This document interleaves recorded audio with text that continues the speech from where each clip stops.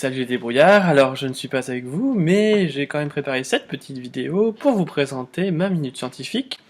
Alors cette petite minute scientifique va essayer de vous expliquer, ou au moins de faire connaître, ce qu'est le gynandromorphisme bilatéral. Alors, qu'est-ce que ça veut dire ce mot hyper compliqué, un peu bizarre, gynandromorphisme bilatéral?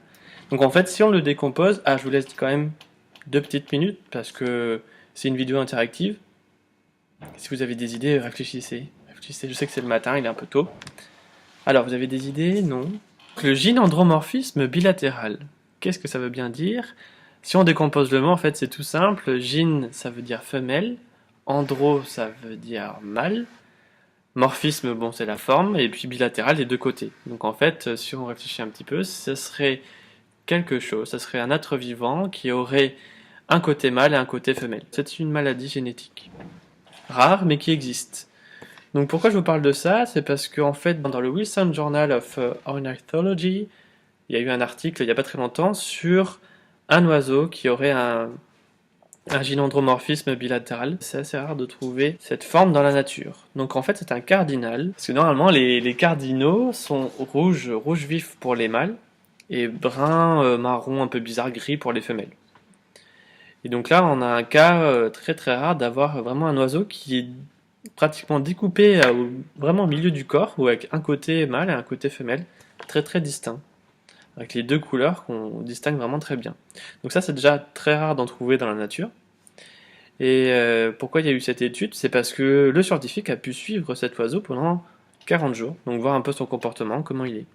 Alors ce qui est assez fou dans ce gynandromorphisme, c'est que c'est pas seulement en fait une distinction extérieure, mais il y a aussi une distinction à l'intérieur du corps, parce que même les cellules, si on regarde les cellules, tu as des cellules qui sont sexuées, et les cellules sont femelles d'un côté et mâles de l'autre. Et ça peut aller encore plus loin, parce que si on regarde les organes, en fait, si on regarde les gonades, on a un testicule d'un côté, un ovaire de l'autre. C'est assez bizarre, on a vraiment les deux organes génitaux dans un seul oiseau. Oui, donc ils ont observé cet oiseau. En fait, on ne sait pas trop pourquoi la nature fait ça. C'est vraiment des maladies génétiques. Donc là, les scientifiques sont en train d'étudier pourquoi il y a des organismes comme ça, avec deux sexes vraiment dans un seul organisme. À quoi c'est dû?